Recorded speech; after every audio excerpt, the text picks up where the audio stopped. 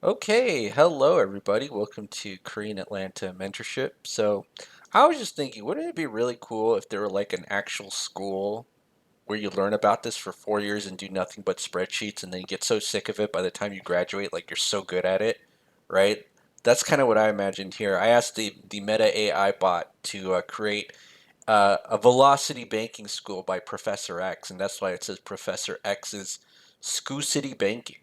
I don't even know what that means, but it's funny. A lot of people like complain this channel. Oh, velocity banking's a scam. Velocity banking's a scam, and like they never seem to complain about the status quo. And I'm going to show you something that was really crazy that was like sent to me. And let me look for the hidden spreadsheet. Is it this one? No, it's this one. So unhide this one. So, like, there was a person who sent me their spreadsheet, and there was only like $4 left over. For literally $4 left over. This one has 375 because I was working the spreadsheet, and then I noticed like there was like in the spreadsheet there was like all these high interest rate short term loans like Affirm, and I always thought that Affirm was like 0% buy now pay laters, and then once I did a little bit more research, I was like, bro, they make $2 billion, more than $2 billion a year, like 2023, like 1.91 billion. And I'm like, bro, no one's doing velocity banking. It's kind of like the problem I have where like I talk about a lot of things and I'm the only one doing it. And then, people say, oh, this is a scam. People are getting in such trouble. The status quo is trouble. Segregating your income is trouble. I'm pretty sure the people who run a firm think they're doing a great job serving the marketplace, which is why they make all this money. But really, you're just making money off of financially illiterate people. Well, I don't want to say illiterate, but people who haven't gone to the Professor X school of velocity banking, and so they don't know how to do any of this stuff, right? That's why anytime there's a cash flow crunch, they go to those buy now pay laters like Affirm, and then that's why they make so much money. And I've never seen anybody ever complain about this, what a rip-off college is, but they always complain about velocity banking. Funny how that works, right? All right, well, let's just get to it. So let me go ahead and share my other screen, and we're going to go ahead and just go through another velocity banking simulation in our Professor X's School of Velocity Banking. I love how AI can never do signs right. Right. So let's get to it right here. Okay, so what are the two things we need for velocity banking? Number one is a budget, which we see right in front of us. And then number two, a line of credit as our main operating account. So let's go ahead and take a look at this budget. $6,000 of income, $5,498 of expenses, and $501 of savings. So not bad. Anytime you see something in the positive, that's pretty good. And here's the funny thing, right? If you ever do enough of these simulations, you kind of notice a trend that the more income you make, even if you're negative, you're probably better off than someone who's like $3,000 of income and $500 cash flow positive. And so many people have these like mental blocks that they can't make more income, right? And I guess the reason I don't have that mental block anymore is because I used to make $20,000 a year, and now I'm just like, oh, whatever, sky's the limit. I just got to keep making more income. So, all right, so now let's get to it. So if we take a look at this, we got two short-term loans, we got three credit cards, we got an auto loan, personal loan, a mortgage, other food, gas, insurance. So let's go ahead and sum this up, right? So let's sum up um, these loans and the three credit cards. So actually, let's do this. Make it easier on myself. So 600 plus 750 plus 30,000 plus 7,000 plus 10,000, right? So that's 48,350. Okay. So what we're going to do is move some, especially the short-term debt or short-term high interest debt into the line of credit. Okay. And so we need a line of credit, and all line of credit is a financial tool where you could borrow money, pay it back, and then use it over and over again. So here you take a look. I got oodles and oodles of lines of credit. These are just two lines of credit that I have, right? So I got a lot more than just this, but I think in total I have $516,000 in lines of credit. And the secret, and again, nobody listens to me anyways, is that you get it before you need it, right? That's really the secret with banks. They don't lend money to people who need it. And so every time I see a comment where it's like, well, where do you get a line of credit? I'm like, bro, I told you the answer. I told you the secret. And you just kind of hear it. And here's the other thing too. I paid to learn this stuff. And because I paid for it, and I actually resell a lot of this information that you can learn as well from where I learned it from, which is originally Renatus, which I'll talk about here. I paid attention over and over again because I was making 20 grand a year. But again, people don't really understand the value of paying for things either, which is something that I gotta make a video about. But I paid, therefore I paid attention. And one of the things that I understood or I came to learn is, well, banks don't lend money to people who need it, right? So let's assume that we have a $50,000 line of credit, which right here at 9%. So usually at 9%, you probably have to provide collateral, and the easiest way to provide collateral is own a home.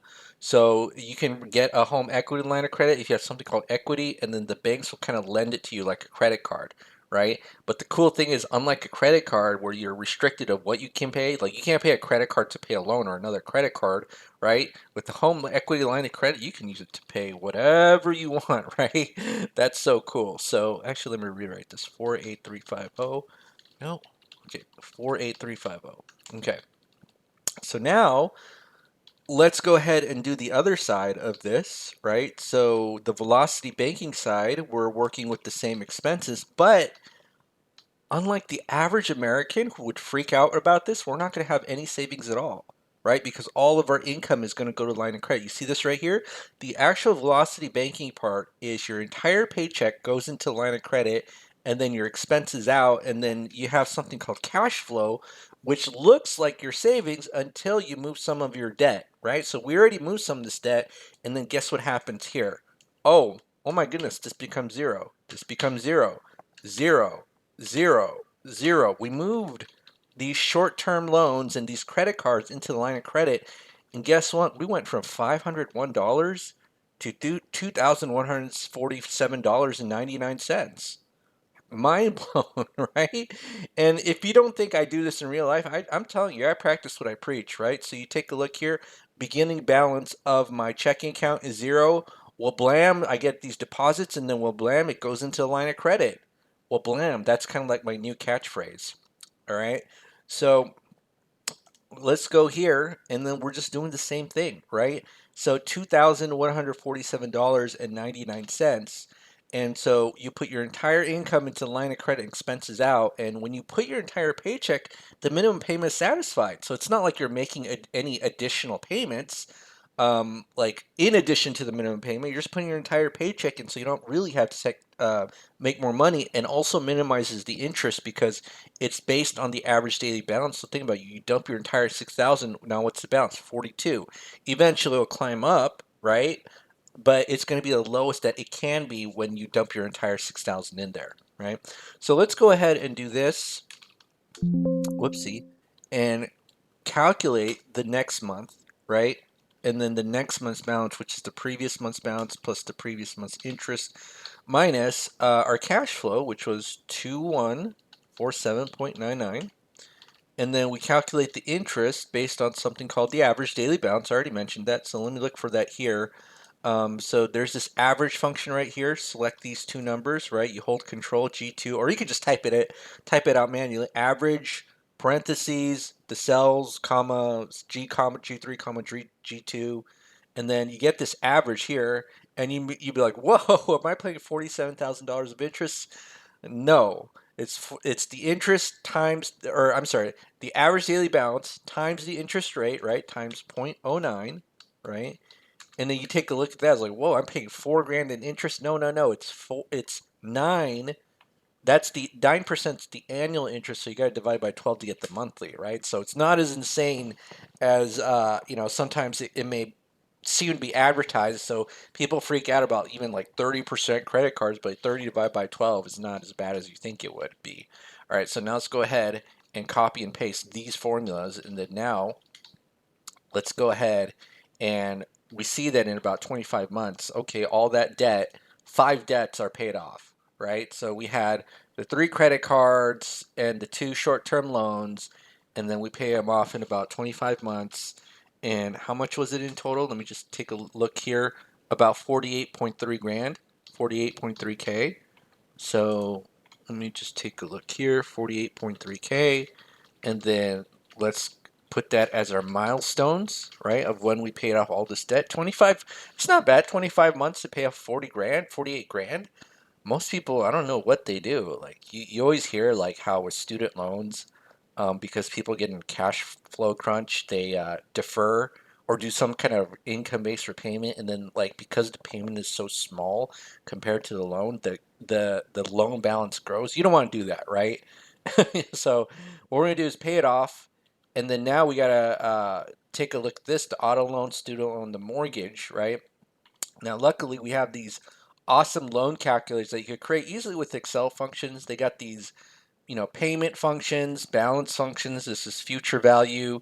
If you have the original balance, the interest rate, and the loan term, you could easily calculate this. Now, um, we've paid this off, so these all go to zero, right? These first two short-term loans, they go to zero, zero, and then we're at month, I think 25. Let me check one more time. Month 25, yeah. All right, so 25, 25, 25. So these are the current balances of these loans right now. And so, oh, did I not do this correctly? Okay. So now we kind of see that, hey, we paid 6 grand in interest and 2 grand right here and 12 grand. And you might be wondering, like, what's the value of figuring out what the balance is and what the CFI number is? Well, this thing called cash flow index is like a ranking system what debts you want to pay off, right? So think about this. If I pay off this 13 grand, I almost get $500 back. But in order to get $800 back, which is almost it's actually a little bit less than double this, right? I have to pay $200,000. Folks, I'm not going to pay $200,000 to get $885 of my cash flow back. But if I pay two of these, then I get $1,000 and it's like only 27 grand. So what we're going to do is move this 27 grand into our line of credit, right? And this cash flow index is an indicator of how much cash flow we get back. So we want to pay this off quickly, right? And so let's go ahead and sum this up. And if you don't know what I'm talking about, just do a Google search on cash flow index. I didn't fall. I didn't even really. I kind of knew about it, but I really did not fall in love with it until people sent me like spreadsheets like this, where they got like all of these loans and credit cards. And I'm like freaking out. Which ones do you pay off? Like, oh my goodness, right? Like, are you overwhelmed looking at this? Because I'm so overwhelmed, and I'm like, oh, cash flow index is the ranking system that will tell me how to pay off my debt because the debt that gives me the most cash flow when it pays off, that's the winner, right? So let's go ahead and do this and sum it up. And yeah, so here we go. And that's about 28 grand. So let's go ahead and move this 28 grand into this line of credit. All right, so let's go here. And so let me copy and paste that value of 28 grand. And then so that'll be plus 28576.79, right? And by moving that 28 grand, we have a new cash flow, right? Because these two loans get paid off, auto loan and personal loan, and these go to zero, right? And when they go to zero, guess what? Now our cash flow is above $3,000. Isn't that insane? So let's go ahead and then go here to copy and paste right here. And then now, right, instead of our cash flow being 2147, it is 311 whoopsie 314114.63. Okay, and then yeah, let's go ahead and do that. And all right, so now at 35 months paid off, right? 35 months. Okay, so and then now let's go ahead and write that here. So 35 months paid off. And how much is that? That's 48.3 plus 44. So what's 48 plus 44? I don't even know. I gotta always use Excel to calculate this. Whoopsie, I'm not even doing it right. 48 plus 44. That's 92K. 92K of debt eliminated in 35 months, so a little bit less than 3 years, and that's a wablam, right? That's my new calling. I don't know if that you could say it's a calling card, but my new, what do you call it when like Batman in the old school 60s had that thing where it's like every single moment was a pow, wow, bam, or something like that. I don't even know if that even thing has a name, but it had a cool theme song. I need a cool theme song like Batman from the 60s. All right, so now we paid off all this debt. So here's the thing. Here's the thing that people don't understand. The mortgage is the one that's paid off last, right? What people don't understand about the mortgage is the most deceptive loan out there because you're borrowing a ton of money, but you only have a little bit of payment, right? And so what we're going to do is, yes, we're going to pay off our mortgage, but we have to pay it off last, right?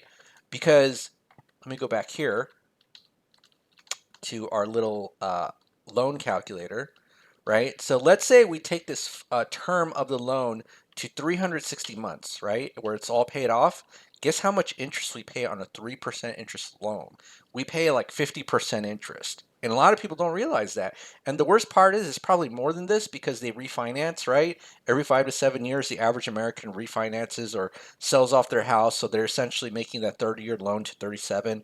And I heard, and I can't really find an official source for this, average home loan gets paid off in about 50 years. Okay. In fact, I have three older brothers, and one of my older brothers owns two homes in Southern California. Now, just by equity, he's a millionaire, right? But imagine, imagine if he had if he just done this strategy and then he could just be like getting a huge line of credit and investing in real estate, um, but he hasn't had the home paid off. Now, again, if you're in Southern California right now, you probably have a home that you bought like 5 to 10 years ago, and somehow it appreciated $500,000, right? So even though I have a home that's paid off under 3 years, you know, every market has their own strategy. But what my point is that even in those markets, a lot of people they tend to pull out equity and they never like really uh, pay off their home in 30 years. You should pay off your home. It's a pretty sweet feeling. All right, so now let's just take a look at this. So if this were 6%, right? Take a look at this: $210,000 loan, 6% interest for 30 years. It's like, oh, it's not, the payment's not that big, only 1,200 bucks a month. And then you take a look here. Well, blam, you're paying more than 100% interest after 30 years, and that's assuming you never refinance, right? So let's change it back to 3%. Was it 3 or 3.5? I can't even remember. See, that's how bad I am. Yeah, 3%. Okay. So let's go back here to how many months? 35 months. And then let's just go here. So now our balance is $196,000, and this is zero, and this is zero. $196,000. So you take a look, the original balance was about 210, and we didn't chip off. We only chipped off about 14 grand of the loan, I think, right? And so that's because most of your loan went to interest even at 3%. Okay, so now at this point, for this $196,000, we have two choices, right? We have the default option of overpaying your $3,114 of cash flow, which would go to your savings account directly into the loan and having zero savings afterwards. Now, what's the issue with that? The issue is that nobody will ever do that. That's the issue, right? And there's a saying that I heard about, like from a real estate instructor. He's like, "What's he was answering the question, what's the best real estate investing strategy? It's the one that you're actually going to do, right?" So people talk about, "Oh yeah, you will just put the money directly into the loan." Well, who does that? Nobody. It's not like they don't know that they can do that. So why not do this? Why not make it easy? And again, easy has a lot of value in our society, right? You ever notice how everything's so complicated now, where you have like 10 apps doing the same thing? Like, how many messenger apps do I have? I have like 20 of them, and they all do the same thing, right? We overcomplicate everything. Same thing with budgeting. But what we do is that we just kind of make a small principal transfer from the mortgage to the line of credit so that we don't segregate our income again. We dump all of our income and have our cash flow pay it down, and we don't have to worry about, oh my goodness, like what if one month I am going to send 2,500 because I don't want to send the whole thing because I have an emergency, right? That could be a real possibility of that kind of worry, and I get it, right? But why not just just transfer some of that principal into the line of credit and not even worry about it? Just use the law of averages, right? If you know what I mean. If you don't, then don't worry about it. So what do I mean by that? So let's say that we transfer about, I don't know, $7,000 of the principal, or we could do 10, it doesn't really matter, just a small amount into that line of credit. So let's just do this, okay? $10,000 into our line of credit, right? And then our cash flow hasn't increased technically because the cash flow only increases when you pay off the debt completely. Look how long it took us to pay off the 10,000, right? 1, 2, 3 months. Whereas if we go into our loan calculator, it's been how long has it been? 35 months to pay off 16 grand. How long did it take off to pay 10? Let's just kind of type it in here. So to 20, 19, 18, wait, 22, 23, 24, 25. So about 26, 27. So 26 months to pay off that $10,000, or we did it in like 3 months. Oh my goodness, and it was easy. And look at how minimal the interest is, right? And not only that, you're probably going to pay off more than 10 grand because you're still making that monthly payment. Because again, we haven't recovered that cash flow. See how easy that is? But people are like freak out. Oh my goodness, chunking, blah blah blah. But the real value of this is that you don't have to think, and you're not putting all of your money into a financial product where you can't take it back, and you're not segregating your income, right? Those are the two main benefits of doing this.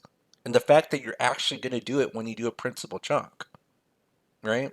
So, all right. So now, luckily, we have this velocity banking calculator um, that I always love to show off. And I'm so glad that I have access to it because all I got to do is just type in stuff and it tells me, like, oh, this is how much you're paying off your debt, your amortized debt. So let me go in here.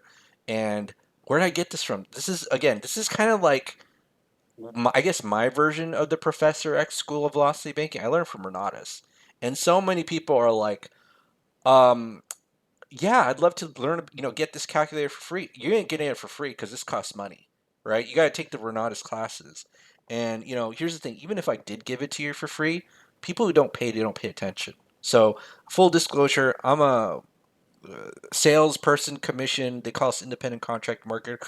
I get commission off of selling these products, and you might think, "Oh my goodness, you make money?" Yeah, I do. Now here's the other thing: I always have a backup plan. So if you never pay me money, guess what? So many of you watch these videos that YouTube pays me $300, $500 a month just to do like sell spreadsheets. Isn't that crazy? And that's like the commission I would get off of selling like one of these low tier products. But whatever. I mean, so let's just kind of do the Renatus velocity banking thing, and then I'll just type in that information. So actually, I think I already typed in most of the information here anyways. Yeah, I think I did. Because I must have done it here previously. So again, you type in that income, and let's see if there's any difference between how I did it in the other in my spreadsheet. Yeah, $6,000 of income, $2,000 of expenses. Now, this chunk amount really doesn't make that big a difference. I always like to say just do somewhere around your income. But let's say we move this to $10,000. Look at this here. And this is actually should be 9%. Okay, so $10,000, okay, from 6,500, right? So there's a slight difference because you're moving some of that 3% into a 9% line of credit, but the line of the 9% is kind of like a middleware, right? Like you never notice how like a lot of software services, they don't connect directly with each other. They use a middleware because the middleware makes it easy to move your money around, right? But if you want to save the most money, just do a small amount. That's what I'm saying. Okay, so now we can see right here 4.5 years, 14 grand. Now, here's the thing you don't want to do, or I would not recommend doing, right? You don't want to replace your low interest rate mortgage with a higher interest rate line of credit because take a look at this. I do this and I'm paying, yeah, even though I'll pay it off quickly, I'm paying more interest than I need to. Probably 30 to 40 grand more. So I don't know about you, but do you want to just kind of put money on the table to the banks and just say, hey, I could have probably only paid you 14 grand interest and paid this off in 4.5 years, but I decided to get a first lien HELOC and replace my mortgage. And so therefore I'll pay 52 grand in a little bit more time because, I think you're awesome and I'd rather pay you a little bit more than just keep this interest, all of it for myself, right? Like I don't, 80. save 80 grand or save only about 42. So it's like almost 38 grand of difference. I mean, if you want to go ahead and throw away money, like I said, just give it to me. You know what I mean? All right. Well, so now let's go back here and 4.5 years. So let me go back and I'm just going to do this and we're just going to type in, right, 4.5 years. So it's actually 35 divided by 12 plus 4.5. How many years is that?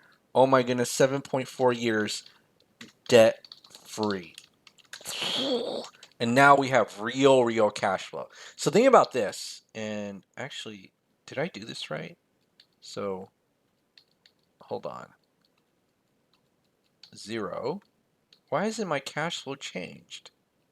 It's C8 to C16. Yeah, no, it's because of that velocity banking calculator. That velocity banking calculator is so calculation heavy that I've never seen Excel not update instantaneously until like I put two spreadsheets together. And if you have one other spreadsheet, the velocity banking calculator spreadsheet in the background, it takes a couple seconds to update. I've never seen that before. But now our cash flow is 4 grand. Okay, great. So here's the thing. It's not, how people advertise on like the internet, like, oh, velocity banking, pay off your mortgage 7 to 10 years or 11 years. We actually paid off our mortgage in 4. We're 7.4 years to be completely debt free. All of these debts. Isn't that mind blowing? And if you don't know anything about me, I actually paid off my mortgage under 3. So, again, showing you what's possible. Not no guarantees, but I learned it because of Renatus, and that's kind of like my Professor X school of financial literacy and real estate investing. But kind of like with a lot of other things in life, I just kind of talk about it, and people say, "Oh yeah, I'm going to do it," and then they never do it. So here's the thing: if you want to differentiate yourself, go ahead and click the Google form link below and actually pay so that you pay attention. But I don't know. Nobody listens to me anyways. All right. Well, that's it for today. So have a great day, everybody. And we will speak next time.